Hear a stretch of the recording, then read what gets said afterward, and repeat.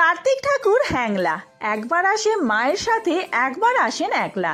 বাংলায় অতি প্রচলিত এই প্রবাদটি ঠিক কবে তৈরি হয়েছিল সে কথা কেউ হলফ করে বলতে পারবেন না। তবু দীর্ঘদিন ধরে বাংলার ঘরে ঘরে সন্তান রূপেই পূজিত হয়ে আসছেন কার্তিক। আর দেব সেনাপতি কার্তিকের পুজো হতে চলেছে এই কার্তিক সংক্রান্তির দিনে। যাদের যাদের বাড়িতে কার্তিক বাবাজি এসে গিয়েছেন তাদের পুজো করার সবচেয়ে শুভ দিন এই কার্তিক সংক্রান্তি। তার মতো বলিষ্ঠ সুঠাম চেহারার সন্তান যে কোনো সদ্য বিবাহিত দম্পতির একান্ত কাম্য। তিনি কোথাও খোকা কার্তিক, কোথাও জামাই কার্তিক, আবার কোথাও রাজা কার্তিক। তো চলুন বন্ধুরা, আজকের ভিডিওতে আমরা জেনে নেব এই বছর অর্থাৎ 2025 সালে আপনারা কবে কার্তিক পুজো করবেন। যদি সংক্রান্তিতে না করতে পারেন তাহলে কবে করবেন, পুজোর সহজ সরল মন্ত্র কি রয়েছে সহ পুষ্পাঞ্জলি মন্ত্র, এছাড়াও পুজোর নিয়ম, পুজোর উপকরণ কি কি লাগবে, যেগুলি আমরা পুরোহিত মশাইয়ের থেকে জেনেছি সবকিছুই আপনাদেরকে জানাবো, কারণ আমাদের বাড়িতেও কার্তিক পুজো হবে।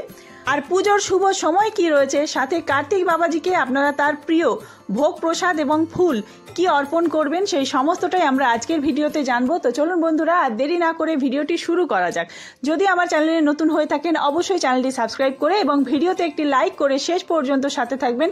আশা করি ভিডিওটি আপনাদের জন্য খুবই হেল্পফুল হবে।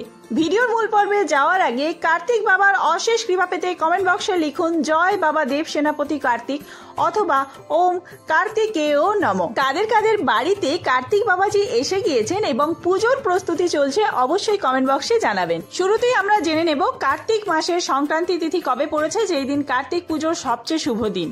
17 নভেম্বর 30 কার্তিক সোমবার, এই দিনই কার্তিক মাসের সংক্রান্তি। আর আপনারা যারা পুজো করতে চাইছেন এই দিন করবেন।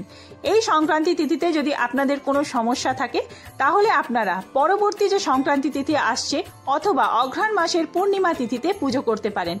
এছাড়াও পরবর্তী মাসেও যদি আপনাদের সম্ভব না হয়, আমরা পুরোহিত মশাইয়ের কাছ থেকে জেনেছি মাঘ মাসের পূর্ণিমা তিথি কার্তিক পুজোর জন্য অত্যন্ত শুভ।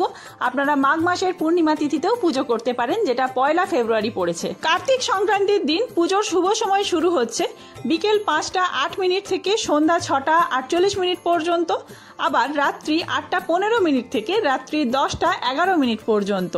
অর্থাৎ এই সময়ের মধ্যে আপনাদের পুজোর কাজ শুরু করে ফেলতে হবে। কার্তিক পুজোয় অন্যান্য পুজোর মতোই বেশ কয়েকটি প্রয়োজনীয় জিনিস লাগে, তাই চলুন প্রথমেই দেখে নেওয়া যাক কার্তিক পুজোর ফর্দ, যেটি আমরা পুরোহিত মশাইয়ের কাছ থেকে পেয়েছি। সিঁদুর, অধিবাস ডালা, তিল, হরিতকি, ঘট, পৈতে, 1 সরা আতপ চাল। লাগবে একটি ঘটাচ্ছাদন গামছা, একটি কুণ্ডহাড়ি, একটি তেকাঠি, একটি দর্পণ, পঞ্চগুড়ি, পঞ্চগব্য, পঞ্চরত্ন, একটি সশিস ডাব, 4টি তীর কাঠি, পুষ্প আর দূর্বা।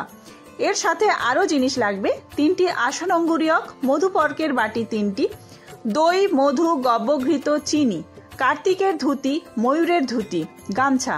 হোম করতে চাইলে বাড়িতে যাদের মূর্তি পুজো হবে তারা বালি, কাঠ, খড়কে, ঘি 1 পোয়া, সমিত, অন্তত 28টি বেলপাতা জোগাড় করবেন। 108টি বেলপাতা রাখতে পারলে আরোই ভালো।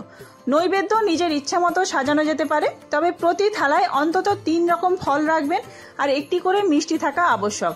মৌসুমি ফল 5 রকমের রাখতে পারলে আরোই ভালো। অন্তত 6টি থালা সাজাতে হবে ফল আর মিষ্টি দিয়ে। যা উৎসর্গ করা হবে লক্ষ্মীনারায়ণ, শিব, দুর্গা, পঞ্চদেবতা, নবগ্রহ, গুরুদেব এবং কার্তিককে উৎসর্গ করতে হবে। একটি থালায় শুধুমাত্র মিষ্টি সাজানো যেতে পারে। এছাড়াও ব্রাহ্মণকে দানের জন্য একটি থালায় কিছু সবজি, চাল, ডাল, ঘি এইসব সাজিয়ে রাখবেন, সাথে দক্ষিণা। কার্তিক পুজোয় কিছু খেলনা রাখা আবশ্যক। এছাড়াও বাচ্চাদের যে সমস্ত চকলেট দিয়ে থাকেন, কার্তিকের জন্য বাচ্চার একটি জামা, এই সমস্ত রাখবেন। আর বালিশ, বিছানা অবশ্যই লাগবে। তবে পুজোর দায়িত্ব কোনো শাস্ত্রজ্ঞ পুরোহিতকে দেওয়াই ভালো, নিজেরা এই পুজো করা সম্ভব নয়। তবে আপনারা যদি পুজো করতে না পারেন, ওই দিন কোনো অসুবিধা থাকে, নিজেরা এই সমস্ত জিনিস উৎসর্গ করতে পারেন কার্তিক বাবাকে। যাদের পক্ষে এই সংক্রান্তি তিথিতে কার্তিক পুজো করা সম্ভব হচ্ছে না ব্রাহ্মণ দিয়ে, তারা নিজের মতো ঘরে কার্তিক ঠাকুরের সামনে নৈবেদ্য অর্থাৎ ফল আর মিষ্টান্ন সাজিয়ে দেবেন। আর খেলনা, চকলেট, বিস্কুট আর কার্তিকের একটা জামা, ময়ূরের পালক এই সমস্ত এনে দিয়ে আপনারা যেরকম আরতি করেন, অন্যান্য ঠাকুরের ধূপ ধুনো দিয়ে পুজো করেন, আরতি করেন, এই সমস্ত আরতি করবেন। আর হাতে ফুল বেলপাতা নিয়ে এই মন্ত্র উচ্চারণ করবেন। ওং কার্তিকেয়ং মহাভাগং ময়ূরপরি সংস্থিতম তপ্ত কাঞ্চন বর্ণাভং শক্তিহস্তং বরপ্রদং দ্বিভুজং শত্রুহন্তারং নানালঙ্কার ভূষিতং প্রসন্ন বদনং দেবং কুমারং পুত্রদায়কম। এই মন্ত্র উচ্চারণ করেও আপনারা কার্তিক ঠাকুরের কাছে ফুল বেলপাতা অর্পণ করতে পারেন। এছাড়াও কার্তিক পুজোর যে পুষ্পাঞ্জলি মন্ত্র রয়েছে সেই পুষ্পাঞ্জলি মন্ত্র আমি স্ক্রিনে দেখিয়ে দিলাম, আপনারা এই পুষ্পাঞ্জলি মন্ত্র উচ্চারণ করে পুষ্পাঞ্জলি দিতে পারেন। সবশেষে বলে রাখি, কার্তিক ঠাকুরকে সন্তুষ্ট করতে তার প্রিয় ফুল, ভোগ প্রসাদ এবং কি কি অর্পণ করবেন। কার্তিক ঠাকুরের পছন্দের ফুল হলো রক্তকরবী। যদি এই ফুল পাওয়া না যায় তাহলে সাদা বা হলুদ করবী দিয়েও পুজো করতে পারেন।